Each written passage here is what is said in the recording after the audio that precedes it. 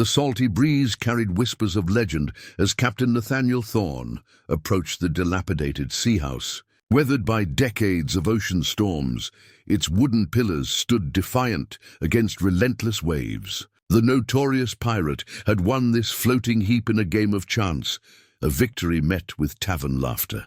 What value could this rusty dwelling possibly hold? But Thorne knew something the others didn't. Fortunes aren't always gold and silver.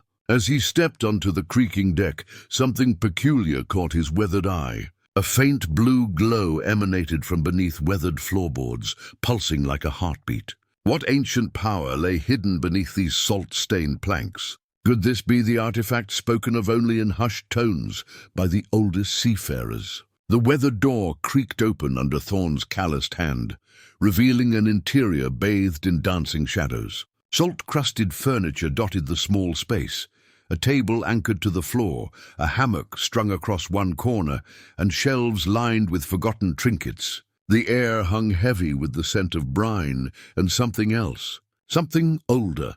Thorne's boots left damp footprints on the warped wooden planks as he surveyed his peculiar prize. Most men would see worthless junk, but his decades at sea had taught him to look deeper. Beneath layers of neglect often lay unexpected treasures. "Not much to look at," he muttered, running fingers through his salt-stiffened beard. "But she's got good bones." A particularly strong wave rocked the structure, sending a brass lantern tumbling from a hook. Thorne caught it with the reflexes of a man who'd spent a lifetime on unsteady decks. As the lantern swung in his grip, its light swept across the far wall, illuminating a small desk bolted to the floor. Atop it sat a leather-bound book, its edges warped by humidity but somehow preserved. The logbook of whoever had dwelled here before. Thorne approached cautiously, years of encountering booby traps making him wary of even innocuous objects. The book's cover bore no name, only a strange symbol, concentric circles with what appeared to be a trident at the center. With careful fingers, he opened to the first page. "Property of Captain Elias Marsh," Thorne read aloud, his voice seeming too loud in the quiet cabin. The date inscribed was nearly 40 years past. He leafed through the early entries, standard nautical observations, supply inventories, crew disputes, mundane sailors' records. But as the pages progressed, the handwriting changed, becoming more frantic, the ink sometimes bleeding through where the quill had pressed too hard. "Day 107, Thorne read, sighted the columns again at sunset. Impossible structures rising from depths where nothing should stand.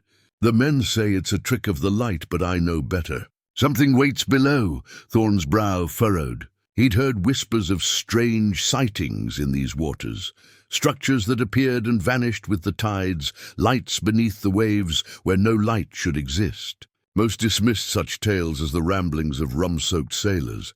The entries grew increasingly erratic, filled with sketches of unusual marine formations and references to the sunken throne and those who dwell below.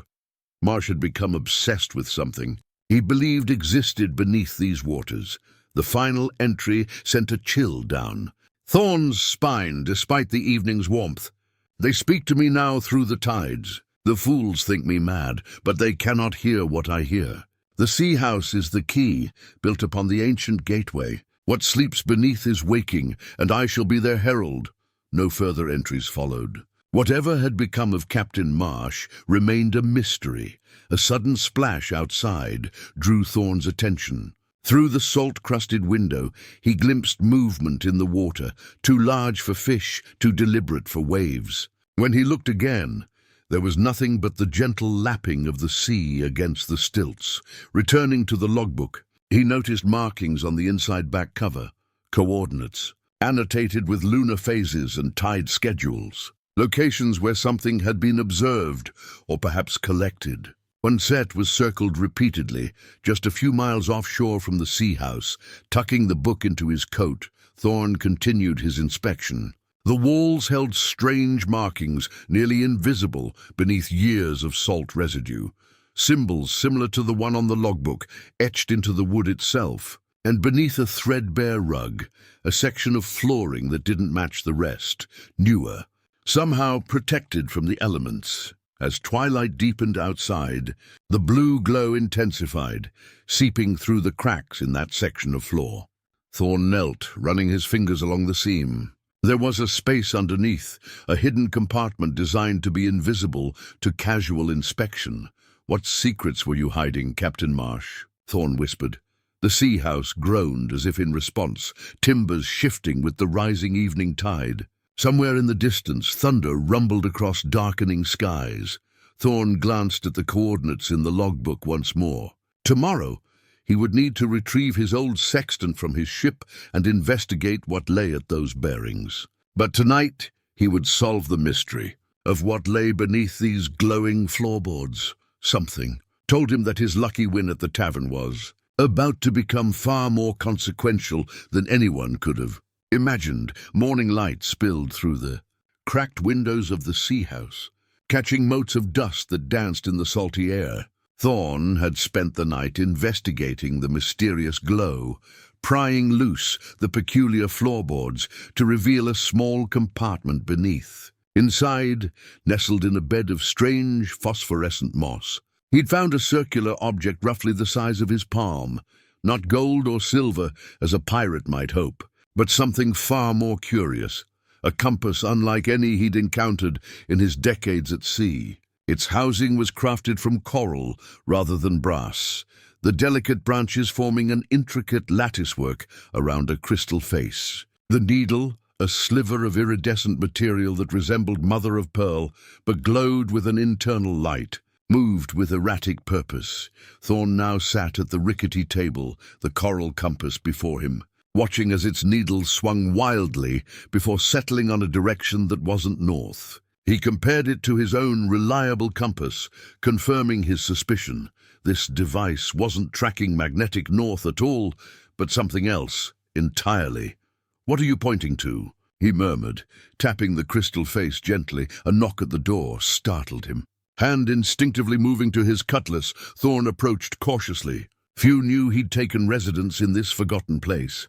Outside stood Mira Blackwood, his quartermaster, and the only member of his crew he trusted implicitly. Sharp-eyed and sharper-tongued, she'd served alongside him for 15 years. "Thought I might find you here," she said, stepping past him without waiting for invitation. Her gaze swept the humble interior.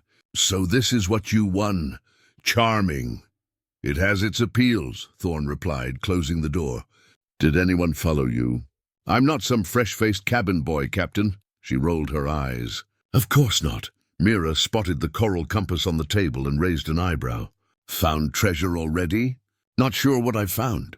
He gestured for her to look closer. "It's from beneath the floorboards, along with this." He handed her Marsh's logbook. She thumbed through the pages, her expression growing more serious with each turn. This man was either touched by madness or onto something extraordinary. She tapped a sketch of structures beneath the waves. "These markings match the stories the fishermen tell in the eastern islands." "What stories?" "Of a civilization that didn't sail upon the sea, but lived beneath it. Cities that rose and fell with the tides." She set down the book. "Most dismiss it as legend, but some swear they've glimpsed spires beneath the waves during certain moons." Thorne lifted the coral compass. "And this might lead to such a place." Mira nodded slowly. "The coral it's made from. I've only seen this variety once before, in a collection belonging to a scholar in Port Crestfall. He claimed it only grows at depths where light cannot reach, yet somehow generates its own luminescence." A loud creak from below interrupted them as the sea house swayed with the strengthening tide. Through the window, Thorne noticed dark clouds gathering on the horizon. "A storm approaching. We should return to the ship," Mira suggested. "This structure may not weather what's coming." Thorne shook his head. "There's more to discover here. But I need you to prepare the Tempest for possible sail." He showed her the coordinates from Marsh's logbook. "Once the storm passes, we investigate this location."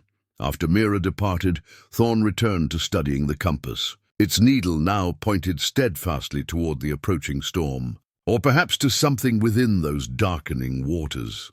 Morning light spilled through the cracked windows of the sea house, catching motes of dust that danced in the salty air. Thorne had spent the night investigating the mysterious glow, prying loose the peculiar floorboards to reveal a small compartment beneath. Inside, nestled in a bed of strange phosphorescent moss, he'd found a circular object roughly the size of his palm, not gold or silver as a pirate might hope, but something far more curious, a compass unlike any he'd encountered in his decades at sea. Its housing was crafted from coral rather than brass, the delicate branches forming an intricate latticework around a crystal face. The needle, a sliver of iridescent material that resembled mother-of-pearl but glowed with an internal light, moved with erratic purpose.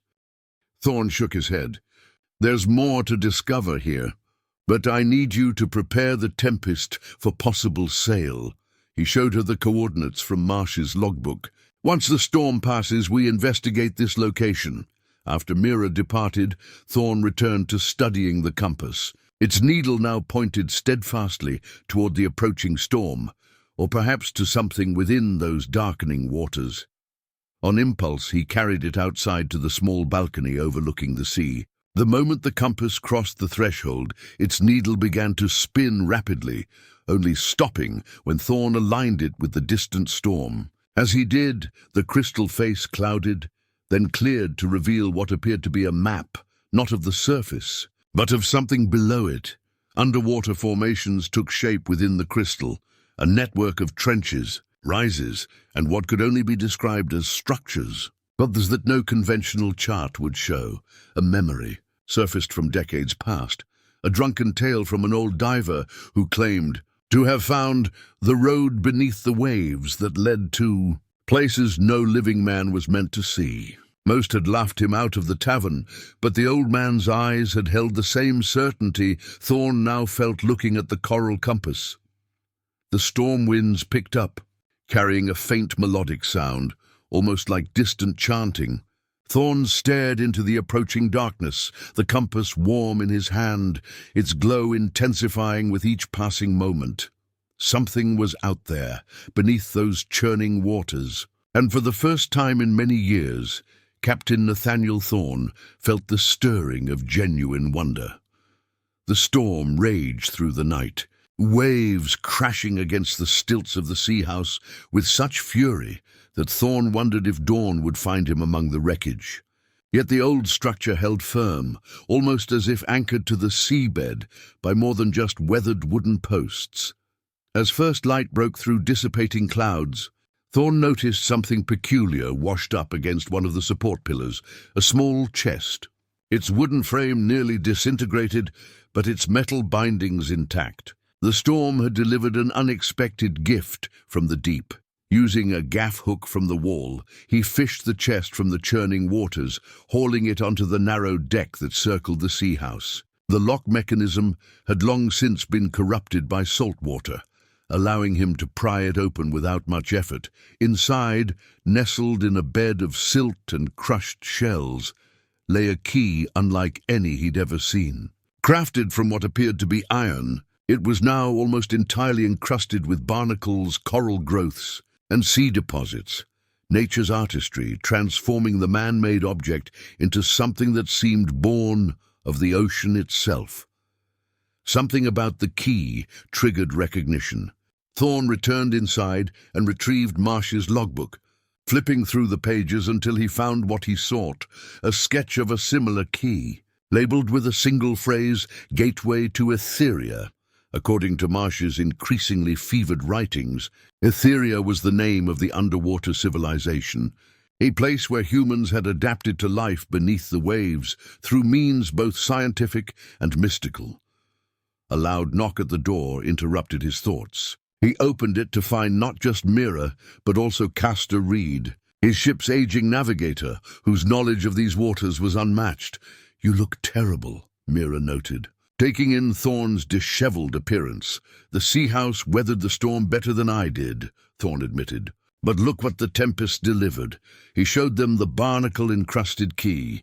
Reed's rheumy eyes widened.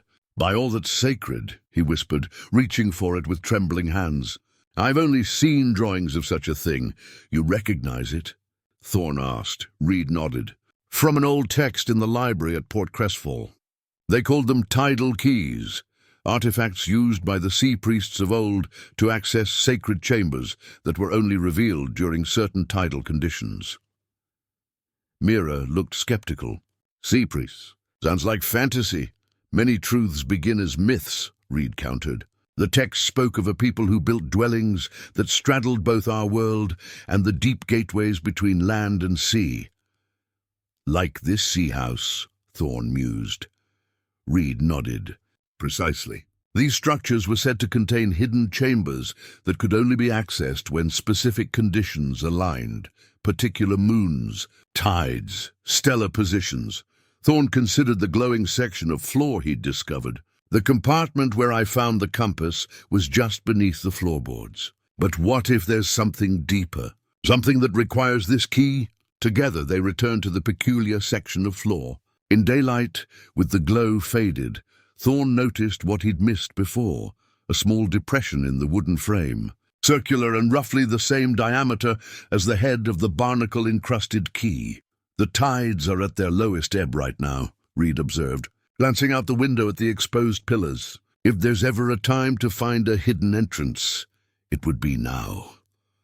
Thorne brushed away accumulated debris from the depression and positioned the key. Despite years of encrustation, it slid into place with surprising ease, as if the barnacles themselves were guiding it home. He turned it clockwise, meeting resistance until something clicked beneath them. The entire section of floor began to move, sliding away to reveal a spiraling staircase descending into darkness. Cool, damp air wafted upward, carrying the unmistakable scent of the open ocean, yet they were inside the structure. Impossible, Mira breathed. Those stairs should be underwater. Reed's expression was one of wonder, rather than surprise. Not impossible, just forgotten knowledge. The texts spoke of chambers that existed in both realms, neither fully in our world nor fully in the deep. Thorne grabbed a lantern from the wall. Well, I didn't win this place just to admire its peculiar architecture. He started down the stairs. Coming? Mira drew her pistol. Someone has to keep you from getting yourself killed. Reed hesitated only briefly before following.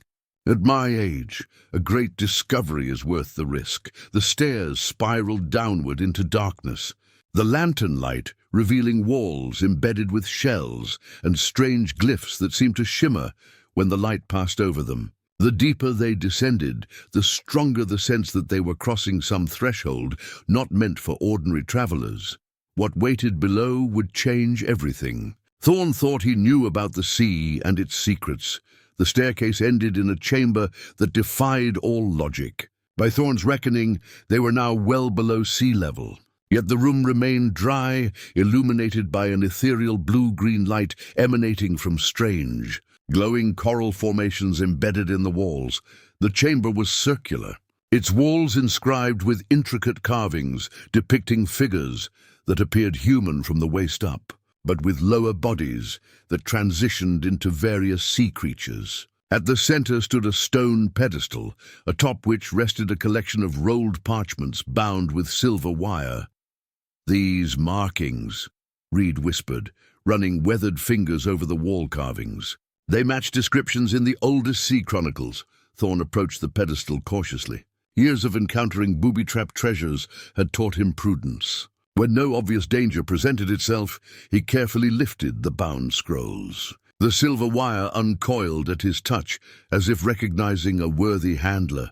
Tidal charts, Reed breathed, looking over Thorne's shoulder as he unrolled the first parchment. But unlike any I've ever seen. The charts were indeed extraordinary, crafted on some material that resembled parchment, but remained supple and undamaged, despite obvious age and the damp environment. They depicted ocean currents, but with strange annotations, marking celestial positions and lunar phases. What appeared to be depth measurements followed patterns that corresponded to no conventional understanding of the ocean floor. They're mapping something specific, Mira said, studying the intricate notations. Look how these lines converge at particular coordinates during certain moon phases. Reed's eyes widened with understanding. The pathways appear when conditions align. That's why they've remained undiscovered. They're only visible during specific tidal and lunar configurations. Thorne compared the charts to the coordinates in Marsh's logbook. These match. He found one of these convergence points.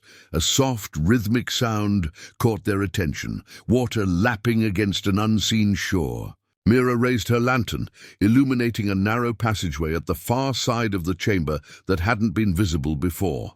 "The tide is turning," Reed warned. "We should return above." But Thorne was already moving toward the passage, drawn by curiosity and the promise of discovery. The corridor opened into a second chamber, smaller than the first, but no less wondrous. Here, the floor gave way to a perfectly circular pool of seawater, its surface glassy and still, despite the ocean's constant motion. "A moon pool," Reed exclaimed. "A direct connection to the open sea, yet the water remains calm." Thorne knelt beside the pool. Within its depths, he could make out stone structures rising from the sandy bottom, miniature renditions of the underwater spires depicted in Marsh's drawings. As he watched, tiny bubbles rose from the structures, carrying that same phosphorescent glow they'd seen beneath the floorboards. "It's a model," Mira realized, "a representation of whatever lies at those coordinates." The surface of the pool suddenly rippled, though none of them had touched it. The water level began to rise. "The tide," Reed warned more urgently. "This chamber will flood." "Not flood," Thorne corrected, noticing how the water maintained its perfect circular shape as it rose, defying natural physics. "It transforms." They retreated to the first chamber as water continued to rise in the moon pool. As they gathered the tidal charts, a new sound reached them, voices distant and ethereal. Speaking in no language Thorne recognized, yet somehow conveying meaning. "They're telling us story," Reed translated, his expression one of awe. "About guardians who walk between worlds, entrusted with protecting the gateway. Guardians like Marsh," Mira suggested. Thorne's gaze fell on a particular notation on one of the charts, a symbol matching the one on Marsh's logbook. Not Marsh. He was looking for them, trying to reach them. A louder splash from the moonpool chamber jolted them. Something larger than fish was moving in those waters. "Time to go," Thorne decided, carefully rolling the charts and securing them. As they ascended the spiral stairs, Thorne glanced back. For just a moment, he thought he saw a face in the doorway to the moonpool chamber, neither fully human nor creature. Watching their departure with ancient eyes, back in the sea house proper, Thorne secured the hidden entrance. The barnacle-encrusted key now seemed warmer to the touch, pulsing faintly with the same rhythm as the tide. "What exactly have you won, Captain?" Mira asked quietly. Thorne studied the tidal charts spread across the table, the coral compass now pointing steadily toward the coordinates that appeared repeatedly in the notations. "Not just a home, it seems," he replied, "but a mission." Outside, the afternoon sun sparkled on waves that seemed to whisper secrets only the most weathered seafarers could hear. 3 days passed as Thorne, Mira, and Reed pored over the tidal charts, cross-referencing them with conventional maps and astronomical tables. The coral compass remained focused on the coordinates Marsh had identified, its glow intensifying as the new moon approached. "According to these calculations," Reed said, his finger tracing a complex series of intersecting lines on one chart, "the convergence point will be accessible in 2 days, during the lowest tide of the new moon." Thorne nodded, his attention drawn to a small wooden box he'd discovered that morning in another hidden compartment beneath a loose board in the sea house wall. Inside had been a curious object, a monocle crafted of sea glass, its frame inlaid with tiny shells and coral fragments. He held it up to the light now, studying how the sea glass lens seemed to shift colors as he rotated it, from deepest azure to vibrant emerald. Unlike conventional glass, it possessed an almost fluid quality, as if still somehow connected to the waters from which its materials had been harvested. "Another trinket?"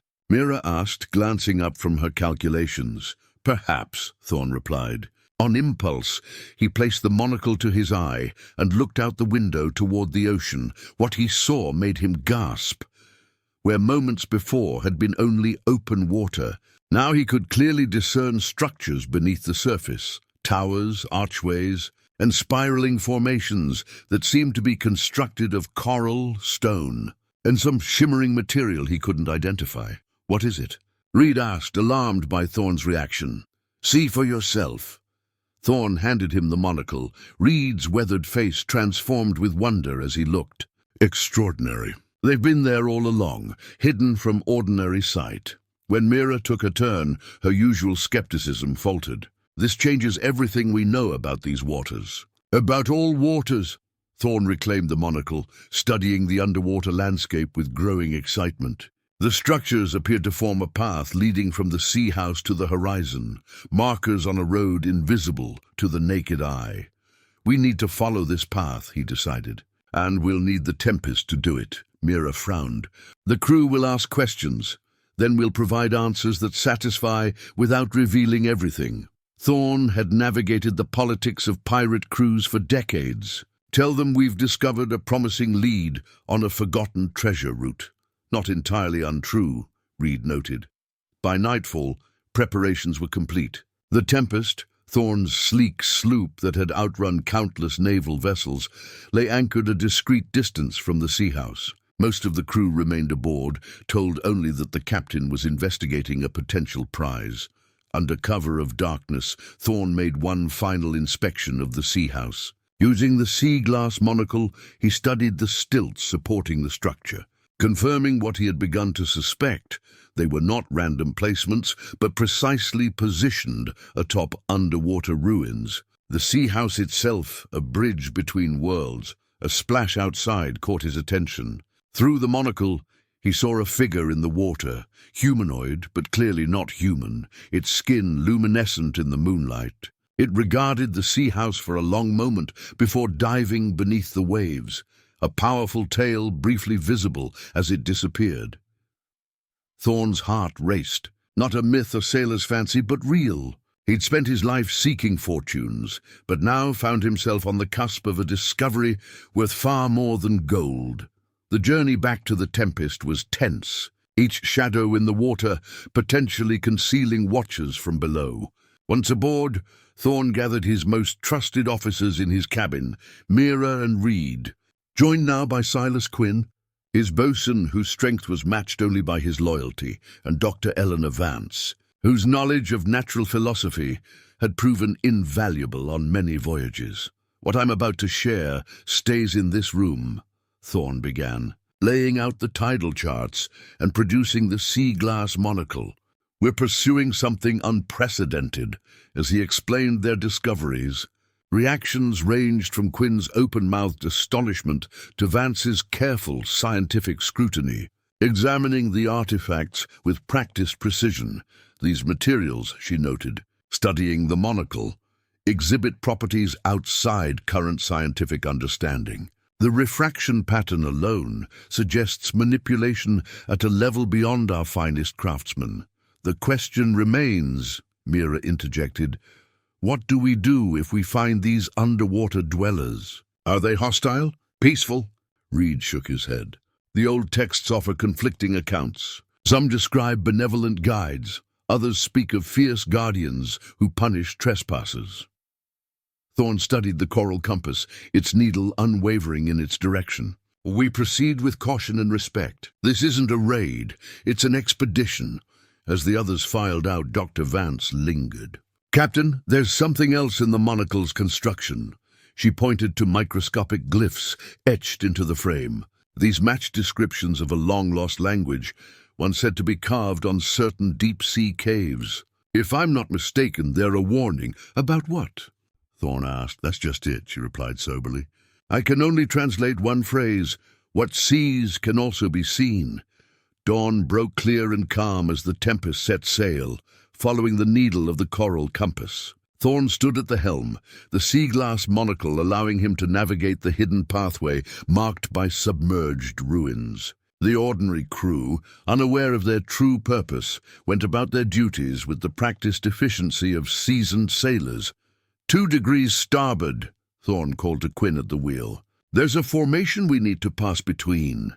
Through the monocle, he could see 2 towering spires rising from the depths, creating a narrow channel. To the naked eye, it was merely open water. By midday, they'd reached the coordinates marked on the tidal charts. To the crew's confusion, Thorne ordered the ship to hold position over what appeared to be empty ocean. Nothing here but deep water. "Captain," one sailor muttered. "Appearances can deceive," Thorne replied cryptically. "Prepare the longboat." In his cabin, Thorne met with his trusted circle once more. "The tidal charts indicate this is the convergence point, but we need to wait for the exact moment of low tide during the new moon, 3 hours from now." Dr. Vance had been studying the charts intensively. These markings suggest a temporal window of approximately 20 minutes when something will be accessible. "But what exactly are we looking for?" Quinn asked, his broad face creased with concern. Thorne produced another artifact he'd found hidden in the sea house, a small silver whistle fashioned in the shape of a stylized woman with a fish's tail. This was concealed behind a panel marked with the same coordinates. Reed gasped in recognition. A siren's whistle. They're mentioned in the oldest sea chronicles. Devices that could command safe passage through dangerous waters, or summon creatures best left undisturbed, Mira added darkly.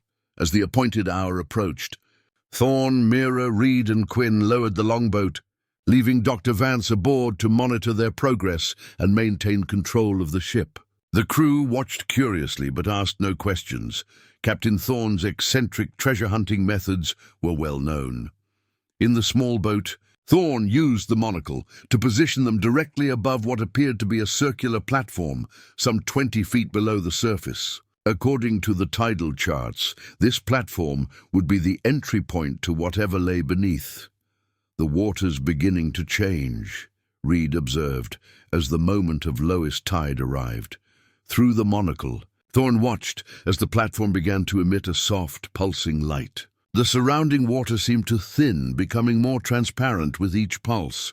"It's time," he said, lifting the siren's whistle to his lips. The sound it produced was unlike anything they'd heard before, neither shrill nor deep, but somehow, both at once, a harmonious discord that made the air itself seem to vibrate. The note lingered, echoing across the water's surface before plunging beneath, visible through the monocle as ripples of light descending toward the platform. For a long moment, nothing happened. Then the sea around their small boat began to bubble and churn. Quinn reached for his cutlass, but Thorne motioned him to wait. The water directly beneath them started to recede, as if being drawn downward by some unseen force, forming a perfect cylindrical tunnel stretching from the surface down to the illuminated platform. "Impossible," Mira breathed. "A passage of air through water," Reed said in awe. "Just as the ancient texts described, the breath of the deep. They called it. The tunnel walls consisted of water held in place by forces none of them understood. Yet somehow they remained stable, a corridor of air descending into the ocean's depths. "We can climb down," Thorne realized, spotting hand and footholds carved into the tunnel's side that had been invisible until now. Quinn looked doubtful. "And if this tunnel collapses while we're inside?" Thorne understood the risk but couldn't turn back now. "According to the charts, this passage will remain open until the tide begins to rise again, which gives us approximately 20 minutes. "Not much time for exploration," Mira noted. "Enough to confirm what lies below," Thorne countered. He secured a rope to the longboat and tossed the end into the tunnel. "I'll go first. If I signal 3 tugs, pull me back immediately." The descent was disorienting, climbing down through open air while surrounded by walls of water that shimmered with bioluminescent organisms. Fish swam within the liquid boundaries, occasionally pausing to observe the intruders with unblinking eyes. When Thorne's boots touched the platform, he felt a subtle vibration underfoot. The stone was covered in intricate carvings, similar to those in the sea house chamber. At the center of the platform was a circular opening with stairs descending into darkness. He signaled for the others to join him. As Quinn, the last to descend, reached the platform, the siren's whistle began to vibrate where it hung around Thorne's neck. A low, melodious humming emanated from the depths below, calling to them like a distant voice. "Something knows we're here," Quinn whispered. Thorne nodded, drawing his cutlass not in threat but readiness. "Then let's not keep our hosts waiting." The staircase descended in a gentle spiral, each step emitting a soft glow as their boots made contact. The walls were lined with the same luminescent coral they'd seen in the sea house, providing just enough light to navigate by. The air grew increasingly dense with salt and unfamiliar fragrances, something floral yet oceanic. Like no bloom Thorne had encountered in his travels. "We've less than 15 minutes remaining," Reed reminded them. Consulting a small timepiece, the stairs ended in a vast chamber that stole their breath. A perfectly circular space with a domed ceiling easily 50 feet high. The entire chamber appeared to be carved from a single piece of mother-of-pearl, its iridescent surface reflecting the coral light in hypnotic patterns. At the center stood an altar of sorts, and upon it rested a weapon unlike any Thorne had seen, a dagger, its blade the length of a man's forearm, crafted from what appeared to be a massive tooth. The handle was wrapped in an unfamiliar hide with a pearlescent sheen, inlaid with tiny shells arranged in patterns matching those on the tidal charts. "Is that?" Quinn began. "A kraken's tooth," Reed confirmed in a hushed voice. "I've only ever heard tales." As Thorne approached the altar, movement in his peripheral vision made him freeze. Alcoves lined the chamber walls, each containing a statue of a figure, half human, half marine creature. Their features were hauntingly beautiful, yet alien, with eyes too large and fingers too long. "Connected by delicate webbing. They're watching us," Mira whispered, her hand resting on her pistol. "No," Reed corrected. "They're long gone. These are monuments to their past." Thorne reached the altar and examined the dagger without touching it. Strange glyphs adorned the tooth blade, similar to those on the sea house walls. A small basin before the dagger contained clear water that seemed to ripple, though nothing disturbed its surface. An inscription on the altar caught his eye. Symbols he couldn't read, but below them, in faded but recognizable script, "For the Guardian. To part the veil between realms." Captain Marsh stood here, Thorne realized. He translated this, "and took something," Mira added, indicating scuff marks around the altar, signs of recent disturbance. Thorne finally reached for the dagger. As his fingers closed around the handle, a jolt of energy surged through him. Not painful, but intense, like plunging into icy water. The tooth blade began to glow with an inner light, and the water in the basin swirled violently. Suddenly, the entire chamber trembled. Dust and small fragments rained from the domed ceiling. "The tide's turning early," Reed warned, checking his timepiece with alarm. "We need to leave. Now!" Thorne quickly wrapped the dagger in a cloth and secured it inside his coat. As they turned to flee, a terrible grinding sound filled the chamber. The entrance through which they'd come was closing. Stone slabs sliding into place with inexorable force.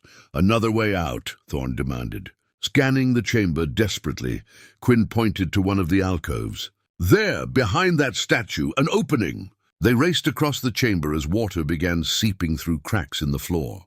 The narrow passage behind the statue led upward, roughly hewn steps, a stark contrast to the perfect architecture of the main chamber. "This wasn't built by the same hands," Reed observed as they climbed. "It's newer, Cruder." "Marsh's escape route," Mira suggested.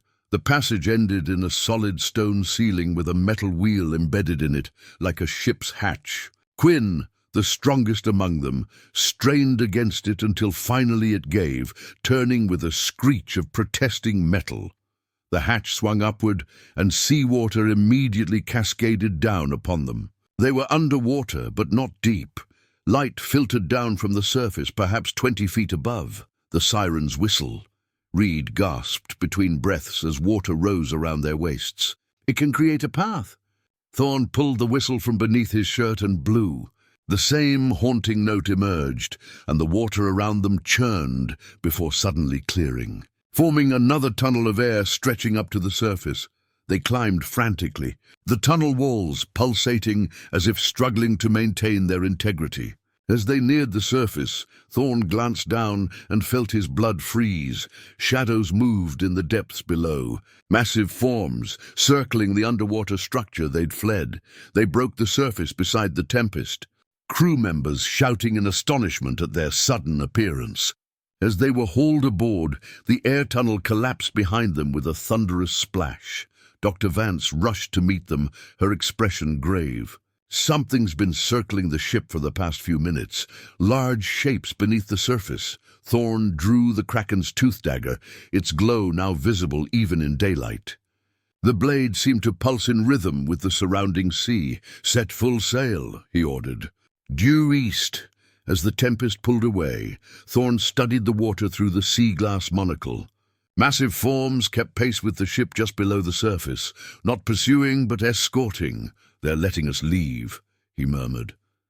Mira joined him at the rail. "For now." The dagger pulsed brighter in Thorne's hand, and somewhere in the distance, a sound like singing rose from the deep.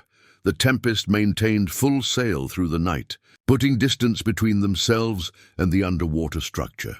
In Thorne's cabin, the artifacts gathered so far lay spread across his chart table. The coral compass, sea-glass monocle, barnacle-encrusted key, tidal charts, siren's whistle, and now the Kraken's tooth dagger. Dr. Vance examined the dagger with scholarly precision, measuring its dimensions and noting the strange patterns etched into the massive tooth. "The material defies classification," she concluded. "It's neither bone nor mineral, but something between." Reed had been poring over Captain Marsh's logbook, cross-referencing it with their discoveries. According to Marsh's later entries, he believed these artifacts were pieces of a greater whole, components of what he called the navigator's crown.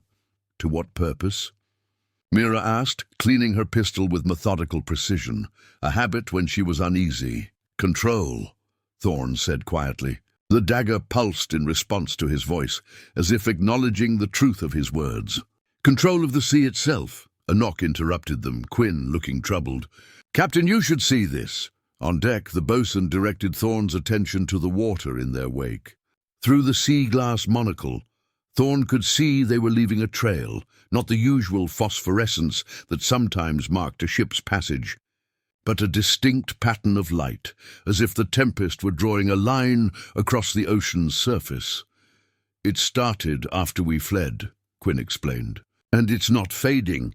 Dr. Vance studied the phenomenon with increasing alarm. "We're being marked." Returning to his cabin, Thorne felt a new weight of responsibility. Whatever Marsh had begun, they were now continuing, becoming players in a game whose rules they barely comprehended. "We need to return to the sea house," he decided. "There's more to discover there." The journey back was tense, the crew growing increasingly aware that something unusual was occurring. Whispers spread of strange lights in the water at night, and shadows that matched no known sea creature. As they approached the sea house, Thorne spotted another vessel anchored nearby, a naval frigate flying British colours, the HMS Dauntless, renowned for hunting pirates in these waters. "Seems we're not the only ones interested in your prize, Captain," Mira observed grimly. Through the spyglass, Thorne watched as longboats ferried men between the frigate and the sea house. "They're searching it. How would they know?" Reed wondered. Marsh, Thorne realized. He wasn't just keeping records in his logbook. He was reporting to someone. They anchored the Tempest at a safe distance, hidden behind a small atoll. Under cover of darkness, Thorne, Mira, and Quinn took a longboat and approached the sea house from its blind side. Away from the naval vessel's watchful eyes, the structure was illuminated by lanterns, naval officers moving about inside. Using the barnacle-encrusted key, they accessed a narrow maintenance platform beneath the main deck, a space barely large enough to crouch in.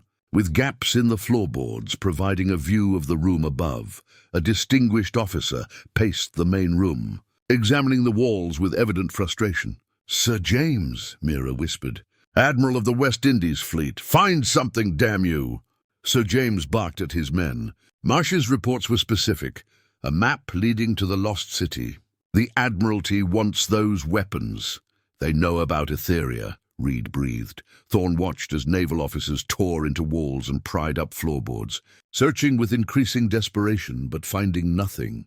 They'd already discovered and taken the hidden entrance to the chambers below. Thorne could see it standing open.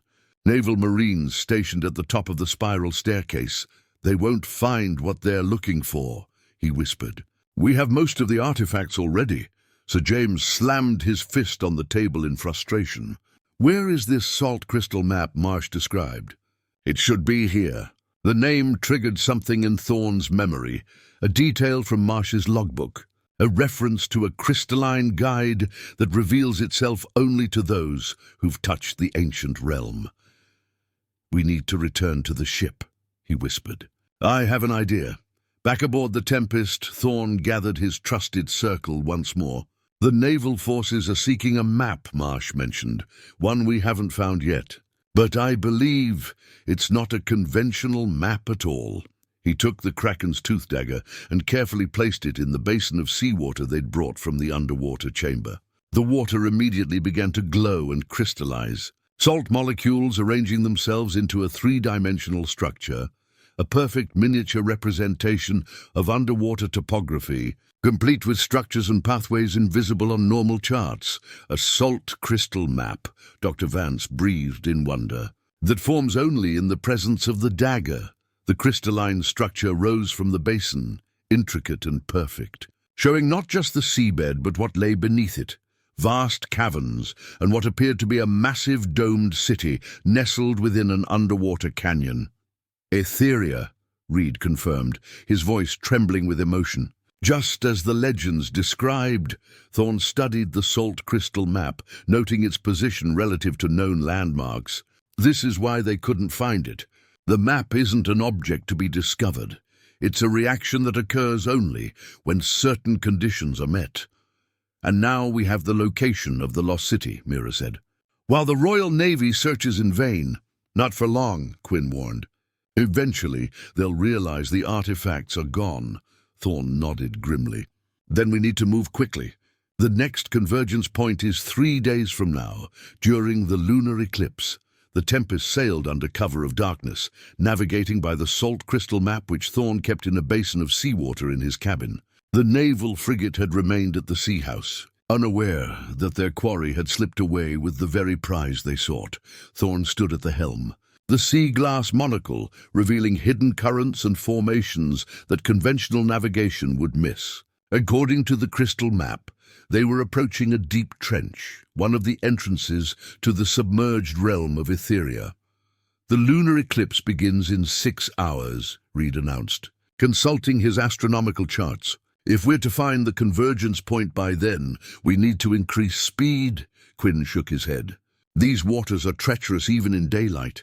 At night, with no moon, we have better guidance than the moon," Thorne replied, indicating the coral compass, which now spun with increasing energy as they neared their destination.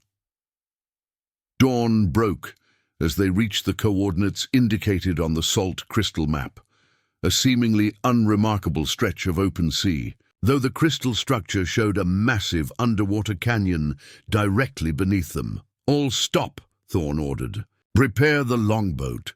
This time, it would be just Thorne, Mira, and Dr. Vance making the descent. Reed was needed to calculate the precise moment of the eclipse, and Quinn would keep the crew in order should the naval frigate appear. As the small boat was lowered, Dr. Vance produced a curious object from her medical bag, a perfect sphere about the size of an apple, black as midnight and seeming to absorb rather than reflect light. "What is that?" Mira asked. "An abyssal pearl," Vance explained, "found in the deepest trenches by pearl divers who rarely return to tell the tale. I've had it in my collection for years, never understanding its purpose until now." Thorne studied the pearl through the sea glass monocle and gasped. Within the seemingly opaque sphere, he could see movement, shifting images like memories or dreams. The tidal charts mention such an object, he recalled, said to contain the memories of those who came before. I believe it's a key of sorts, Vance suggested. The final piece we need to enter Etheria safely. They positioned the longboat directly above the canyon, indicated on the crystal map. The first shadows of the eclipse were beginning to darken the sky as Thorne prepared the siren's whistle. Once we descend, he cautioned, we'll have only the duration of the eclipse, less than 7 minutes of totality, to find what we seek and return. Vance nodded grimly. The legends speak of the dark passage that opens only when sun and moon align. We must be precise. Thorne blew the siren's whistle, its haunting note echoing across the water. As before, the sea began to churn and part, creating a tunnel of air descending into the depths. But this time, the tunnel went far deeper, disappearing into darkness beyond the reach of their lantern light. They descended rapidly, using the rope as a guide. The walls of water surrounding them were thick with marine life, not just fish, but stranger creatures with luminescent appendages and eyes that tracked their progress with unsettling intelligence. After what seemed an eternity, they reached the bottom, not a platform this time, but the edge of the massive underwater canyon revealed by the salt crystal map. The air tunnel continued horizontally now, a bridge across the abyss, impossible, Mira breathed, staring at the yawning chasm that should have been filled with crushing ocean pressure, yet somehow maintained this corridor of breathable air. At the center of the air bridge, a circular platform rose, bearing markings similar to those in the sea house chamber. As they approached, the Kraken's tooth dagger began to pulse with increasing intensity. The convergence point, Thorne realized. Dr. Vance checked her timepiece. 2 minutes until total eclipse. They reached the central platform just as darkness fell above, the eclipse reaching totality. The platform began to glow with an inner light, and at its center, a small basin of water appeared, similar to the one in the underwater chamber where they'd found the dagger. Vance produced the abyssal pearl. It must go there. As she placed the black pearl in the basin, it began to spin faster and faster until it seemed to dissolve into the water. The liquid turned black, then cleared to reveal images, memories playing across its surface like reflections. They saw a magnificent underwater city with spires and domes, populated by the same half-human creatures depicted in the sea house carvings. Then conflict, warfare between different factions, weapons of unimaginable power, and finally catastrophe as the city was sealed away. Hidden from the surface world, a final image appeared, a regal figure wearing a crown of living coral, extending a hand in what might have been welcome or warning. The basin water suddenly erupted upward, coalescing into a humanoid shape before them. Not flesh and blood, but water given form and consciousness. Features shimmering and fluid, yet recognizably similar to the carvings they'd seen. Those who seek Etheria, the figure spoke, its voice like waves breaking on distant shores, and must prove worthy of its gifts. The water being's gaze fixed on Thorne, studying him with ancient eyes. You carry our artifacts, surface dweller, but do you understand their purpose? Before Thorne could respond, the figure's hand shot forward, touching his forehead. A flood of memories not his own surged through his mind, vast oceanic knowledge, the rise and fall of civilizations unknown to surface history, and terrible weapons that could command the very seas themselves. When he recovered his senses, the water being held something new, a gleaming black pearl identical to the one Vance had placed in the basin. The memories of our last ruler, the figure explained, extending the pearl toward Thorne. Judge whether surface dwellers are ready for what lies below. With trembling hands, Thorne accepted the abyssal pearl. The moment his fingers closed around it, visions flooded his mind. Not chaotic as before, but ordered, deliberate. He saw the rise of Etheria, a civilization born when humans and sea creatures formed a symbiotic bond, creating a hybrid species adapted to life in the ocean's depths. They're showing you their history, Dr. Vance whispered, watching Thorne's expression shift with each new revelation. The water being nodded, its fluid features rippling. We were the first civilization of this world, dwelling in harmony with the ocean for millennia before your kind built their first boats. Through the pearl, Thorne witnessed the development of Etherean science and magic, for there seemed no clear distinction between the two. They had harnessed the ocean's power, creating technology beyond surface comprehension. "Why reveal yourselves now?" Mira asked, hand resting cautiously on her pistol. The being's expression darkened, water roiling with emotion. "Because others seek what was never meant for surface dwellers. The weapons of our ancestors." The vision in the pearl shifted to warfare, Ethereans fighting against another underwater species, wielding weapons of terrifying power. Chief among them, a trident that could command currents, create whirlpools, even raise tsunamis with a single gesture. "The Tempest Trident," the being explained. "Broken into fragments and hidden after the Great War that nearly destroyed both our civilizations. Captain Marsh was seeking these fragments," Thorne realized, "for his masters in your surface kingdoms." Yes, the water being's tone grew cold. "They believe such power would make them invincible at sea." "The Royal Navy," Mira murmured.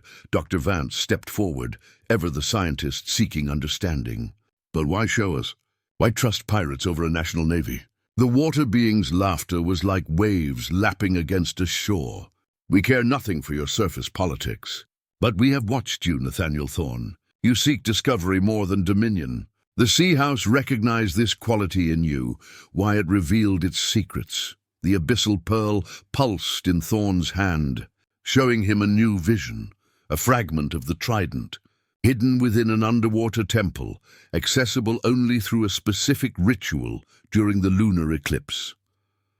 "The first fragment lies nearby," the being confirmed. "If you are truly worthy, you may claim it. But beware, others approach who would use it for conquest." A distant rumble shook the air tunnel, causing ripples in the water walls surrounding them. "The eclipse nears its end," the being warned, "and your pursuers draw close. Decide quickly, surface dweller. Will you help protect what should remain hidden, or join those who would unleash its power?" Thorne exchanged glances with his companions. They had come seeking treasure and discovery, not to become entangled in an ancient conflict. Yet the responsibility placed before them could not be ignored. "Show us this fragment," Thorne decided. "We'll ensure it stays out of dangerous hands." The water being gestured, and a section of the air bridge extended, forming a path to a small structure embedded in the canyon wall, a temple of sorts. Its entrance adorned with glyphs matching those on the tidal charts. "Only one may enter," the being cautioned. "And they must carry the Kraken's tooth." Thorne drew the dagger, its glow intensifying near the temple. "I'll go. Hurry," Vance urged, checking her timepiece. Less than 2 minutes of totality remain. The temple interior was a single chamber, illuminated by bioluminescent corals. At its center stood a pedestal similar to the one where they'd found the dagger, but this one held a gleaming metal object, a fragment of what had clearly once been a magnificent trident. About the length of Thorne's forearm, it was crafted from an unknown metal that seemed to shift between silver and blue, engraved with glyphs that matched those on the dagger. As Thorne approached, water began seeping into the chamber from unseen sources. The eclipse was ending, the temple's protection fading. He reached for the fragment but hesitated. The abyssal pearl had shown him the trident's destructive capabilities, a weapon that could sink fleets and drown coastlines. Was such power meant for human hands? The water rose to his ankles, then his calves. The pressure of decision mounting with the tide. With a decisive motion, Thorne took the fragment and turned to leave, only to find the entrance blocked by a familiar figure, Captain Elias Marsh, whom they had presumed dead, his skin now pallid and eyes gleaming with an unnatural light. "At last," Marsh said, his voice containing echoes of the deep. "The first piece of my crown." "You're supposed to be dead," Thorne managed, clutching the trident fragment. Marsh's smile was cold as the abyss. Death is merely transformation for those embraced by Etherea's power. Now the fragment, if you please. My new masters are impatient. Outside, Mira's voice called urgently. Thorne! The eclipse is ending! Water now reached Thorne's waist, the temple flooding rapidly as the cosmic alignment faded. He had seconds to decide. Fight a man who was no longer entirely human, or flee with the powerful artifact. The dagger pulsed in his hand, responding to the trident fragment. Two pieces of ancient technology recognizing each other after centuries apart. Your masters, Thorne said, stalling for time as he backed toward a side passage he'd noticed.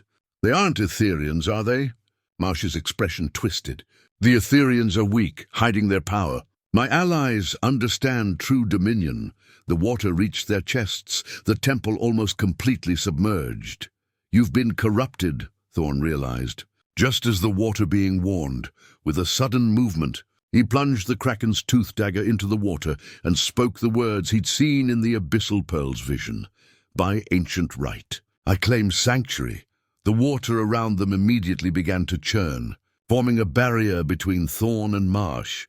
Using the moment of confusion, Thorne dove into the side passage. The trident fragment clutched tightly against his chest as the waters closed in behind him. The side passage filled with water as Thorne swam desperately. The trident fragment clutched in one hand and the Kraken's tooth dagger in the other. His lungs burned for air, consciousness beginning to fade when suddenly arms grabbed him.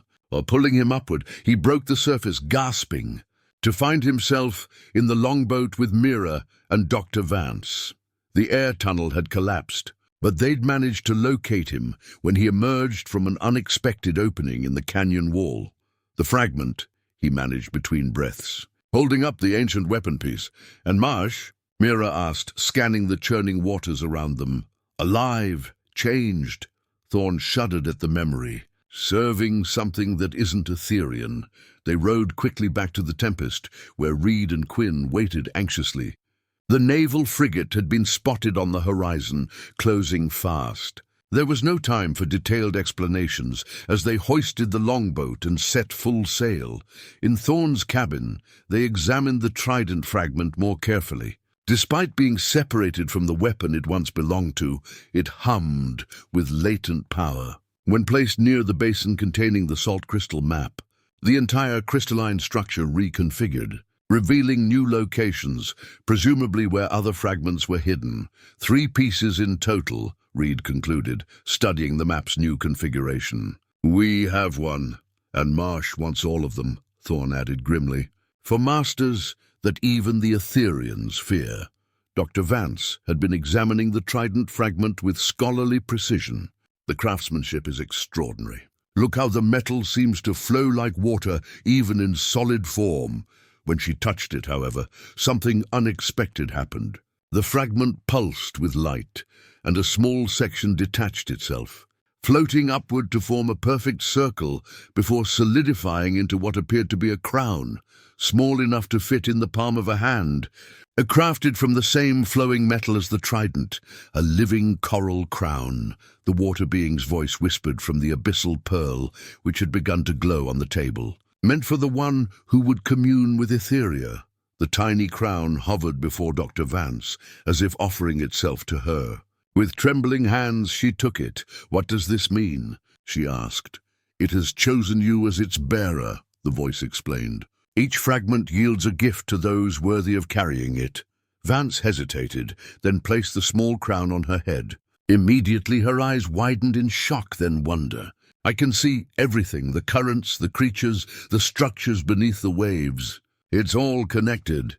Thorne felt a strange sensation from the Kraken's tooth dagger, a pull toward the broken edge of the trident fragment. When he brought them together, they fused partially, the dagger now seeming more like a component of the larger weapon. The fragments seek to be whole again, Reed observed, which is precisely why they must remain separate, Thorne decided. The water being showed me what this weapon can do when fully assembled. It's too dangerous. Quinn entered the cabin, his expression grave. Captain, the naval frigate is gaining. And there's something else. The water around us is behaving strangely, moving against the current, On deck, Thorne could see what Quinn meant. The sea churned around the Tempest in patterns that defied natural movement, as if being manipulated by unseen hands. Through the sea glass monocle, he could see shapes moving beneath the surface, humanoid, but clearly not human. Marsh's allies, he realized. Dr. Vance, still wearing the living coral crown, gripped the railing. I can feel them. They're not Etherians. They're something else. Something that invaded their realm long ago. The enemies from the Great War, Reed whispered. They've returned. The naval frigate was now close enough to see its deck crowded with Marines preparing for battle. But they weren't the true threat. The water between the ships began to boil, and massive tentacles broke the surface. Not from any natural kraken, but something twisted and wrong, as if a sea creature had been corrupted by malevolent power. They're using the creatures, Vance explained, her voice distant as the crown connected her to the ocean's awareness. Binding them, controlling them, the tentacles lashed toward the Tempest, wrapping around its hull with crushing force. The ship groaned under the assault, timbers creaking in protest. Thorne raised the dagger, now partially fused with the trident fragment. As if responding to his desperation, it flared with power, sending a pulse of energy into the water. The tentacles recoiled momentarily, giving them a brief reprieve. It responds to your intent, the water being's voice explained through the pearl. But incomplete, its power is limited and unpredictable. We need the other fragments, Mira insisted. If we assemble the trident, what's to stop us from becoming like Marsh? Thorne countered. Corrupted by its power. The living coral crown on Vance's head pulsed with light. The crown is a safeguard, she realized. It connects the bearer to Etheria itself, to the wisdom that created these weapons. Another tentacle smashed across the deck, sending sailors flying. The naval frigate was close enough now to open fire, cannonballs splashing into the water around them. We have no choice, Thorne decided. We find the next fragment before Marsh does. The salt crystal map had reconfigured to show their destination, an atoll 3 days' sail to the north. If they survived the immediate threat, raising the partial weapon, Thorne focused his will as the water being had shown him through the abyssal pearl. The ocean responded, not with the full might the completed trident would command, but enough to create a sudden surge that lifted the Tempest away from the grasping tentacles and toward open water. As they pulled away, Thorne glimpsed a figure standing on the corrupted creature's head, Marsh, his form now more alien than human, eyes blazing with unnatural light as he raised a hand in both promise and threat. This isn't over, his voice carried across the water. The sea will belong to my masters. All of it. The Tempest limped northward, its hull damaged from the tentacled creature's assault. The crew worked tirelessly to make repairs while keeping anxious watch on the horizon. The naval frigate had fallen behind, but darker threats lurked beneath the waves. In his cabin, Thorne studied the salt crystal map, which had grown more detailed since they'd acquired the trident fragment. The atoll they sought appeared to be more than a mere ring of coral. It was constructed, shaped by intelligent hands, to form a massive protective circle around something hidden at its center. The entrance is underwater, Dr. Vance explained, the living coral crown still perched on her head. She'd been reluctant to remove it, claiming it showed her wonders beyond imagination. The atoll was designed to appear natural to surface dwellers while concealing a temple beneath. Reed entered the cabin, carrying a leather-bound volume. I've been reviewing historical accounts of this region. There are stories of an island that appears and vanishes with certain tides. Sailors called it the Mirage Atoll. No mirage, Thorne corrected. Just carefully hidden. Mira joined them, her expression grim. We're being followed. Not by the frigate, but something beneath the surface. Moving faster than any natural creature, as if summoned by her words, a violent impact rocked the ship. Thorne rushed to the deck to find chaos. A massive shape had struck the Tempest from below, sending sailors scrambling for weapons and support. Through the sea glass monocle, Thorne could see their attacker, a creature that resembled a manta ray, but vastly larger. its wingspan easily matching the Tempest's length. Unlike natural mantas, this one's skin gleamed with metallic patterns, and what appeared to be armor had been fused to its body. "They've weaponized it," Vance said, joining him at the rail. The living coral crown glowed as she observed the creature. "Bound it with the same technology that powers the trident." The manta circled for another attack. Quinn organized the crew, ordering harpoons and grappling hooks prepared, though all knew conventional weapons would likely prove useless against such a beast. "We need to reach the atoll," Thorne decided. "It's our only chance." According to the salt crystal map, they were less than half a day's sail from their destination. But surviving that long seemed increasingly doubtful as the manta ray made another pass, this time breaching the surface to slam its massive body against the ship's hull. Timbers cracked ominously. The Tempest would not withstand many more such assaults. Thorne raised the partial trident, focusing his will as he had before. The weapon responded, but more weakly this time, as if its power was finite without its missing pieces. The surge of water it created barely deterred the manta. The weapon needs to be recharged, Vance realized, the crown giving her insights into its functioning. It draws power from specific convergence points, like the one where we found the fragment. Another strike from the manta sent Thorne stumbling. As he caught himself on the railing, the abyssal pearl fell from his pocket, rolling across the deck toward the impact point, where water now seeped through damaged planking. When the pearl touched the seawater, it pulsed with light. The manta immediately halted its attack, hovering just beneath the surface as if confused or recalculating. It responded to the pearl, Reed observed. Thorne had an idea. He retrieved the pearl and placed it in a small fishing net, which he then lowered into the water alongside the ship. The effect was immediate. The manta approached the pearl, circling it with what appeared to be reverence rather than aggression. "It recognizes the pearl as Etherean," Vance explained, the crown allowing her to sense the creature's reaction. These beasts were once guardians of Etheria before being corrupted. Seizing the opportunity, Thorne ordered full sail toward the atoll. The manta followed the pearl, which Thorne continued to drag alongside the ship, effectively leading their pursuer exactly where they wished to go. As they approached the coordinates indicated on the crystal map, a ring of coral became visible just below the surface. The atoll, its circular perfection too regular to be natural. At its center, the water shifted with unusual patterns, hinting at structures hidden beneath. "The entrance will only be accessible at low tide," Reed warned, consulting his charts. "We have less than an hour." The manta grew increasingly agitated as they neared the atoll, as if approaching a boundary it feared to cross. With a final, frustrated movement, it abruptly dove deep and vanished. "Something more powerful than their corruption protects this place," Vance murmured.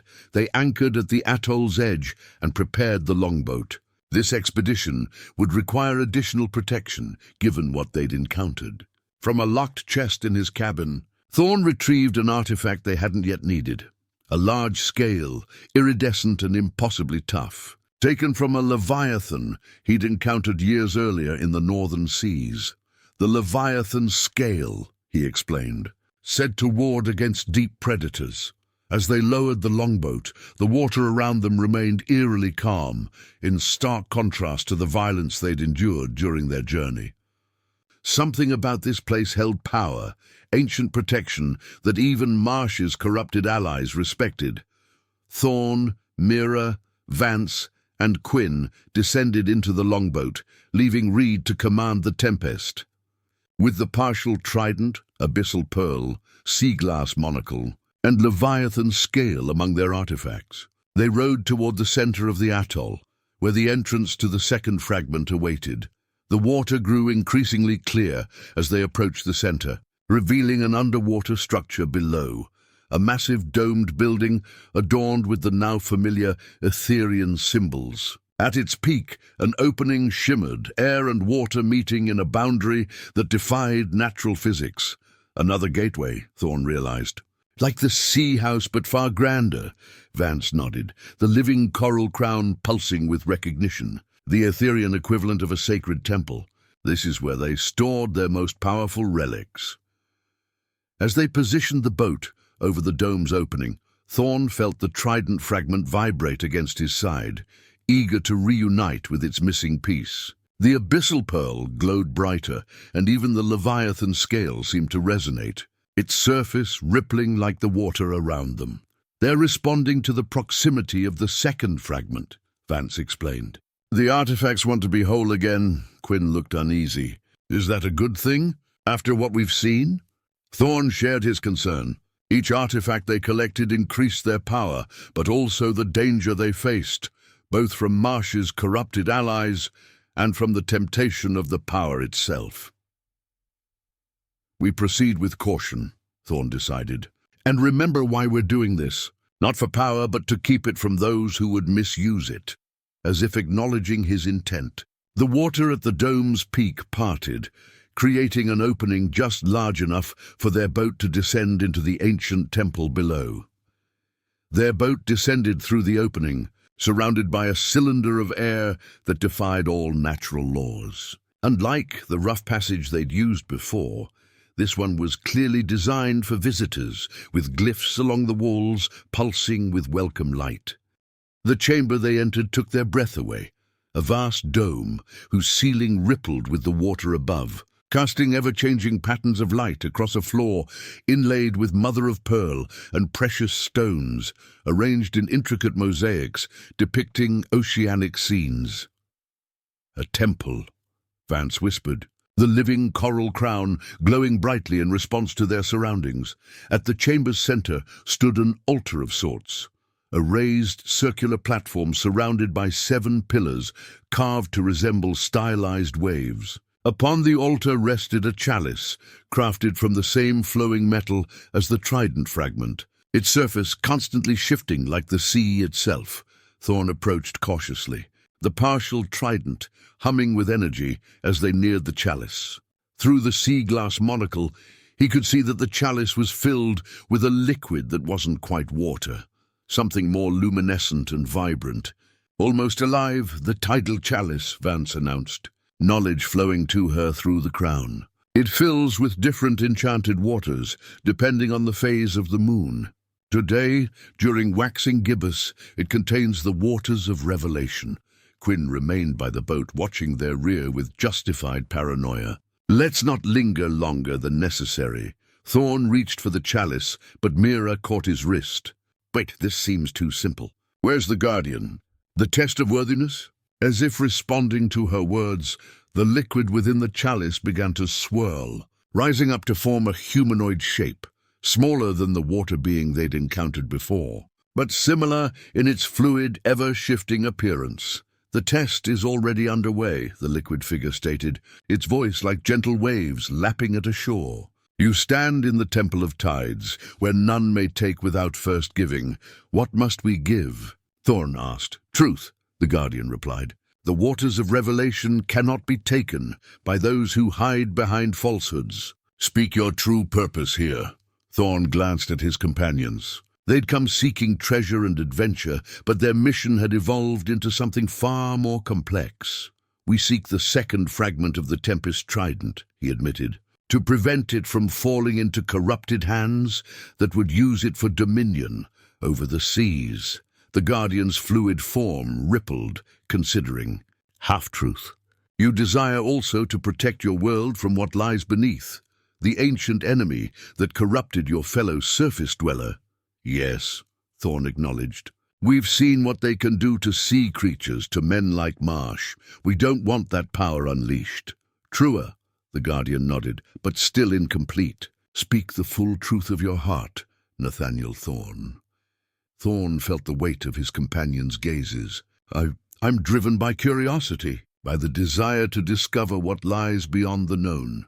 Power itself holds little appeal, but knowledge, that's a treasure beyond price." The liquid figure seemed to smile. "Truth at last. The worthy seek knowledge, not dominion. The Tempest Trident was created not as a weapon, but as a tool of understanding, to commune with the deepest currents, to speak with the creatures of the abyss. Only later was its power perverted toward warfare." The Guardian gestured toward the chalice. Drink from the waters of revelation, and you will find what you seek." Thorne hesitated only briefly before lifting the chalice to his lips. The liquid tasted of salt and something ancient, memories of tides that had washed these shores for millennia. As it touched his tongue, visions flooded his mind, currents flowing across the globe, the deep language of whales echoing through canyons beneath the sea, and civilizations rising and falling as the waters claimed and released the land in endless cycles. When the visions cleared, the chalice had transformed in his hands. What appeared to be mere decoration around its base detached, revealing itself as the second fragment of the trident, a central section that would connect the piece they already possessed to whatever formed the head of the weapon. The chalice itself is the fragment, Mira realized, a guardian disguising itself as a mere container, Vance added. Clever. As Thorne connected this new piece to their existing fragment, the combined sections pulsed with power. The weapon was now 2/3 complete, its capabilities growing, but still limited without its final piece, the trident's head. The liquid guardian flowed back into the remaining portion of the chalice. "Take also this vessel. When filled with seawater under the full moon, it will show you the location of the final fragment." Thorne carefully secured both the expanded trident and the remaining chalice. "Thank you for your trust." "Not trust, but hope," the guardian corrected, its voice fading. "Hope that knowledge will triumph over corruption. Now go. The temple will remain open only until the tide turns." As they returned to their boat, Quinn pointed to the temple's entrance. "Something's coming!" Through the water above, dark shapes were descending, corrupted sea creatures similar to the manta ray that had attacked their ship, but smaller and more numerous. Leading them was a figure they recognized, Marsh, his transformation progressing, body now more fish than human. "They tracked us," Mira realized. Readying her weapons, the Leviathan scale, Thorne remembered, lifting the iridescent artifact. As he raised it, the scale expanded, forming a dome of protective energy around their boat. The corrupted creatures recoiled from its boundary, unable to penetrate its defense. "It won't hold them for long," Vance warned. "The tide is turning. We need to leave now." They pushed off from the altar, making for the temple's entrance as the water level began to rise around them. Marsh and his creatures circled above, waiting for the protection to fail or for them to emerge from the temple. "We'll be exposed the moment we leave," Quinn pointed out. Thorne gripped the expanded trident, feeling its power thrumming beneath his fingers. With 2/3 of the weapon assembled, perhaps he could— "I have an idea," he said. "But it's risky. When we emerge, be ready to row for the tempest with everything you have." As their boat rose through the temple's entrance back to the surface, the Leviathan scale's protection began to falter. Marsh and his creatures rushed toward them, triumphant screeches echoing through the water. Thorne raised the partial trident and focused his will, not on attacking their pursuers, but on the waters around the tempest. The weapon responded with far greater power than before, creating a massive surge that propelled their ship directly toward them at astonishing speed. "Jump!" he ordered as the tempest approached. Driven by forces no natural wind could match, they abandoned the small boat just as Marsh's creatures swarmed it, leaping for the railing of their onrushing vessel. As they tumbled onto the familiar deck, Thorne maintained his concentration, using the trident to push the tempest beyond the atoll's boundary and into open water. Behind them, Marsh rose from the waves, his transformed face contorted with rage. "You cannot escape the deep," he called after them. "The final fragment will be ours." But his voice faded as the tempest surged forward, riding a wave conjured by the growing power of the trident in Thorne's hands. Power he now realized was as wondrous as it was terrible. The tempest sailed through unnatural seas, propelled by forces beyond conventional understanding. Thorne stood at the bow, the expanded trident in his hands, still humming with power hours after their escape from the atoll. The ocean responded to his slightest thought, currents shifting to speed their journey or calm turbulent waters. "It's changing you," Mira observed, joining him at the rail. "The way you look at the sea," Thorne nodded slowly. "I can feel the currents now, sense the creatures below. It's like—" He struggled to find words. "Like I've been sailing blind all these years." In the captain's cabin, Dr. Vance studied the remaining portion of the tidal chalice. The living coral crown still adorned her head, giving her insights into the artifact's nature. Reed and Quinn pored over the salt crystal map, which had reconfigured once again after they'd acquired the second fragment. "The final piece is here." Reed indicated a location far to the south, near waters known for unpredictable storms. "The Tempest Cradle, sailors call it." "Appropriate," Quinn remarked grimly. "Considering what we seek," Vance looked up from her examination. "According to the chalice's revelations, the final fragment, the trident's head, is the most powerful. It's what allows command over storms." A sudden lurch of the ship interrupted their discussion. On deck, sailors shouted in alarm as dark clouds materialized from nowhere. Gathering directly above the tempest, Thorne raised the partial trident, attempting to disperse the unnatural storm, but the weapon's glow dimmed unexpectedly. "Something's interfering," he called to Mira. "Something stronger." From the churning clouds descended a single bolt of lightning, striking the ocean beside the ship. Where it hit, the water rose up, forming into a humanoid figure of crackling energy and sea foam, neither the peaceful guardian from the temple nor the corrupted form of Marsh, but something new and terrifying. "They have found a storm crystal," Vance said, emerging on deck with the crown glowing brightly on her head. "An artifact that rivals the trident's power over weather." The storm entity spoke, its voice like thunder rolling across the waves. "Surface dweller, you possess what is not yours to claim. The fragments of power belong to the deep." "Not to your masters," Thorne countered, raising the partial trident defensively. "The Etherians created these artifacts."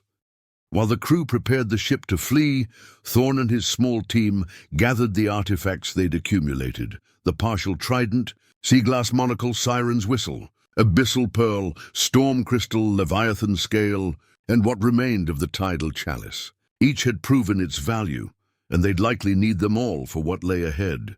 As the Tempest changed course, heading south to lead away their pursuers, Thorne and his companions slipped over the opposite railing in the small longboat. Using the siren's whistle, they created a narrow air tunnel that allowed them to descend beneath the surface. Hidden from the ships above, the whistle's power, combined with the storm crystal, maintained their air supply as they rode deeper into the cradle. Through the sea glass monocle, Thorne could see they were following an ancient road of sorts, a path paved with strange, glowing stones that led toward the center of this underwater domain. "The Etherian Royal Way," Vance explained, knowledge flowing through the crown. It led to their greatest temple. As they followed the luminescent path, the water around them grew increasingly clear, as if purified by some unseen force. Fish and other sea creatures accompanied their journey, not threatening but observant. Like an honor guard escorting distinguished visitors. "They're protecting us," Mira realized, watching as larger predators circled at a distance, but made no move to attack. The path ended at what appeared to be a massive shell, easily the size of a cathedral, partially buried in the seabed. Its pearlescent surface was etched with familiar Etherian symbols, and a sealed entrance was visible at its base. "The Temple of Memories," Vance translated, "their most sacred site." As they approached, the partial trident began to vibrate intensely, responding to its missing piece hidden within. The Leviathan's scale glowed with protective energy, creating a barrier around their small boat as they neared the Shell Temple's entrance. Suddenly, the water darkened behind them. Through the monocle, Thorne could see corrupted creatures approaching rapidly, led by a figure that was neither fully marsh nor completely abyssal, but a horrific blend of both. "They've found us," Mira warned, readying her weapons. Though all new conventional arms would be useless against such foes, the Shell Temple's entrance remained sealed, resisting their attempts to open it. The partial trident pulsed against it without effect, and even the abyssal pearl's touch yielded nothing. As their pursuers closed in, Thorne made a desperate gamble. From his pocket, he withdrew something he'd found in the sea house but hadn't yet understood, a small yellowed object that resembled a bone, intricately carved with minute symbols. "What is that?" Vance asked, the crown on her head brightening with recognition. "I'm not certain," Thorne admitted, "but it called to me when all this began." He placed the bone fragment against the temple entrance. Immediately, the entire structure resonated, the entrance dissolving to reveal a passage into the heart of the massive shell. They hurried inside the shell temple as the entrance sealed behind them, leaving their pursuers temporarily thwarted. Within, they found themselves in a vast chamber whose walls glimmered with mother-of-pearl, reflecting an ethereal light that seemed to emanate from the very air. The chamber was dry, despite being deep underwater, another testament to Etherean mastery over their environment. At the center stood a raised dais, and upon it rested a magnificent throne carved from coral and crystal. Though clearly ancient, it appeared untouched by time, its intricate details as sharp and precise as the day they were crafted. One section of the throne's armrest was conspicuously incomplete, a piece missing from an otherwise perfect whole. "The ocean throne," Vance breathed, the living coral crown pulsing in recognition. "Seat of the Etherean monarchy, and home to the final fragment," Thorne added, feeling the partial trident vibrate with increasing intensity as they approached the throne. They circled the dais cautiously. The throne seemed to watch them with silent judgment, as if assessing their worthiness. Through the sea-glass monocle, Thorne could see energy flowing through the structure, connecting to currents that extended far beyond the temple walls. "It's a nexus," Vance explained, the crown providing insight, a focal point for the energies that maintain Etheria's hidden realms. Mira spotted it first. A small section of the throne's right armrest that matched perfectly the broken edge of their assembled trident fragments. "There," she pointed, "the final piece." As Thorne raised the partial trident toward the throne, the missing section began to glow, responding to its long separated pieces. But before he could retrieve it, a voice spoke from behind them. "At last," Marsh said, his form now more abyssal than human, as he emerged from a hidden entrance at the far side of the chamber. The culmination of decades of searching. He was not alone. With him stood Sir James, the British admiral they'd observed earlier, flanked by Marines wielding weapons that glowed with unnatural energy, clearly not standard naval issue. "Captain Thorne," Sir James nodded with cold civility, "I must thank you for leading us to our prize. The Royal Navy has invested considerable resources in locating these artifacts."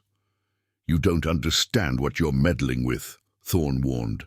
"These weapons were hidden for a reason," Marsh laughed, the sound distorted and bubbling through partially transformed vocal cords. "Oh, but we understand perfectly. The Abyssals have shared their knowledge freely, unlike the cowardly Etherians who hoarded their power." "Shared?" Vance challenged, the crown on her head blazing with righteous anger. "You've been corrupted, Marsh, transformed into their puppet." Sir James appeared unmoved by their warnings. "The British Empire requires dominance at sea. These artifacts ensure it. Now, Captain Thorne, I suggest you hand over what you've collected. The Crown is most interested in studying these curiosities." Thorne stood firm before the throne. "These aren't prizes to be claimed or weapons to be wielded. They're keys to understanding the ocean itself, to harmony between realms." "Harmony?" Marsh sneered. "The surface world has never sought harmony with the deep. You take without understanding, pollute without consequence. The Abyssals merely propose a more equitable arrangement. With them in control," Mira added grimly. "With superior guidance," Sir James corrected. "The arrangement benefits all parties. Britain gains naval superiority, and our allies secure their domain beneath the waves." Thorne could see the corruption had spread beyond just Marsh. Subtle changes in the Admiral's features, a faint glow behind his eyes suggesting abyssal influence had already taken root. "Enough discussion," Marsh growled, advancing toward the throne. "The final fragment awaits." Vance suddenly gasped, the living coral crown flaring with urgent warning. "They're coming," she whispered. "The abyssals. They've breached the temple's outer defenses." As if confirming her words, the entire structure shuddered. Through cracks suddenly appearing in the walls, seawater began to seep in. Not a natural breach, but a deliberate attack on the temple's integrity. "They mean to flood the chamber," Thorne realized. "Force us to surrender or drown." In that moment of crisis, the throne itself began to glow, pulsing with power that spread across the floor in rippling patterns. The bone fragment Thorne had used to enter the temple rose from his pocket, hovering before him. "The navigator's final message," Vance translated, as glyphs appeared in the air around the bone. "Only the worthy may unite the fragments. Only those who seek balance, not dominion." Water continued to pour in as Marsh lunged for the throne, his transformed body moving with inhuman speed. Sir James ordered his marines to seize Thorne and his companions. Acting on instinct, Thorne raised the partial trident and touched it to the hovering bone fragment. A blinding flash filled the chamber, freezing everyone in place as the bone fragment disintegrated into dust that swirled around them. When the light faded, the chamber had transformed. They stood not in the physical temple, but in what appeared to be a memory of it. The throne room, as it had been in Etheria's golden age, filled with the half-human, half-marine beings they'd seen depicted in carvings. Upon the throne sat a regal figure, wearing a crown of living coral, identical to the one adorning Vance's head. Their eyes met across time and space, recognition flowing between them. "The last navigator," Vance whispered, understanding flowing through her crown. "The one who hid the fragments to prevent their misuse." The enthroned figure rose and approached, stopping before Thorne. When they spoke, their voice resonated not through air but directly in their minds. "You stand at the crossroads of fate," the navigator declared. "The final fragment lies before you, but claiming it comes with responsibility beyond measure." The trident was never meant as a weapon, but as a bridge between worlds, they gestured. And Thorne saw a vision of what the completed trident could do. Not just command the sea, but heal it, communicate with its creatures, maintain balance between surface and depths. "Your world's navies seek dominion," the navigator continued. "The abyssals seek revenge. Both would unleash forces they cannot control. What do you seek, Nathaniel Thorne, with your pirate's heart?" It was the question that would determine everything, not just who claimed the final fragment, but what future awaited both surface and depths. And as Thorne considered his answer, he felt the weight of worlds resting upon his weathered shoulders.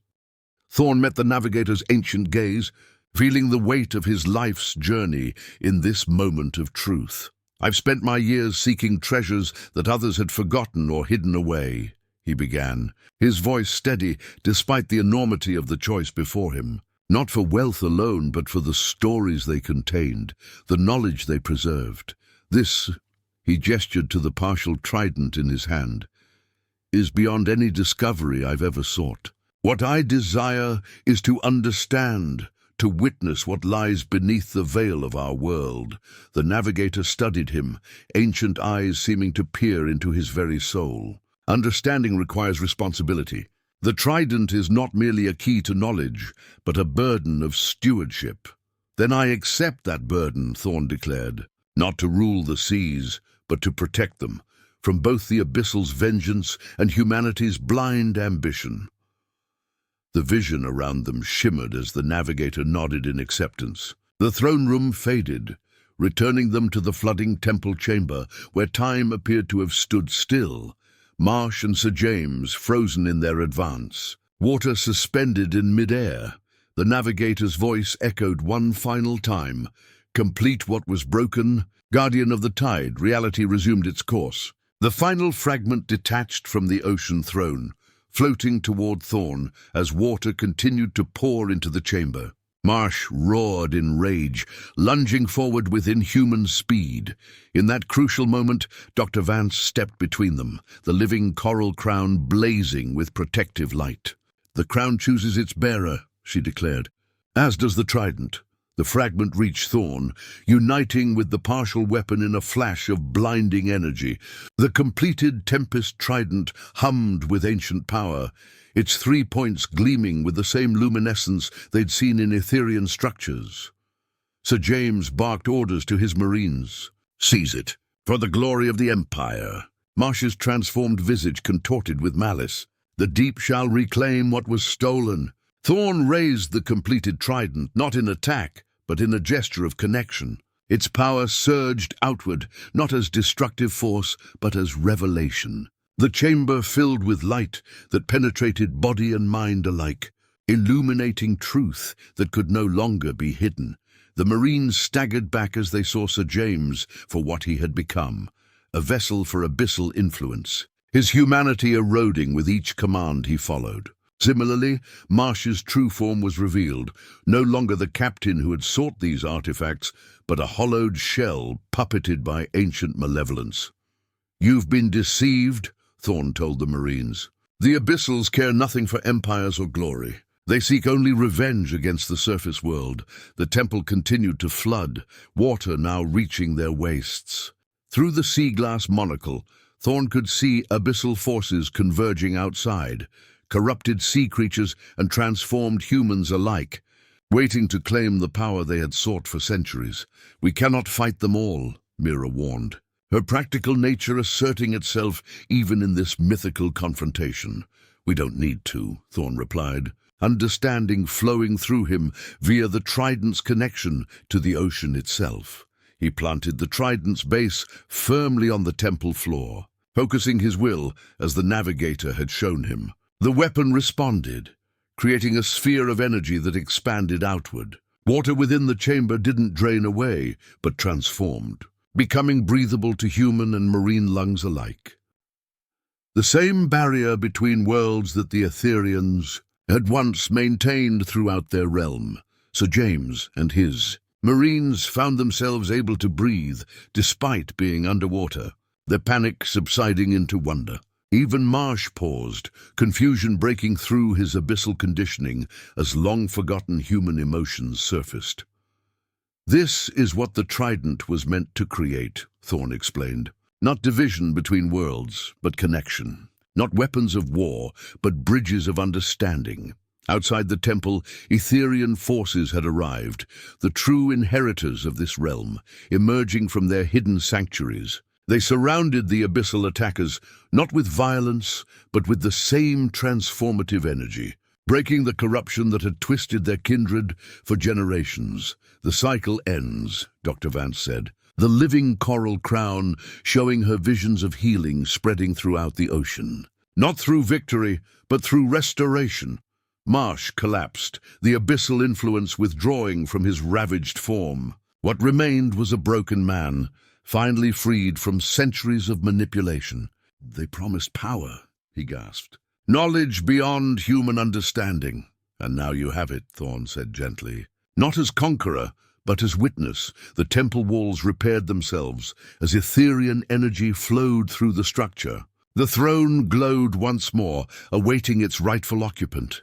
By unspoken agreement, Dr. Vance approached it, the living coral crown marking her as chosen.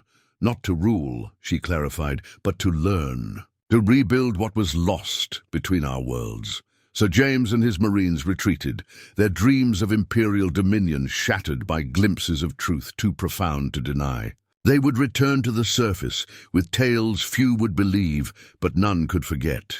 In the days that followed, balance began to restore itself to the oceans. The Tempest sailed freely between surface and depths, Thorne serving as emissary between worlds with the trident as his badge of office. The corrupted sea creatures healed, returning to their natural forms. The Abyssals, stripped of their hatred, began the long journey of reconciliation with their Etherean kin. The rusty sea house where it all began remained Thorne's sanctuary, a humble bridge between realms that had started him on a journey beyond any treasure he had ever sought. And so a new legend was born, whispered in taverns and coral grottos alike, of the pirate who won a sea house and found not gold or gems, but the very heart of the ocean itself.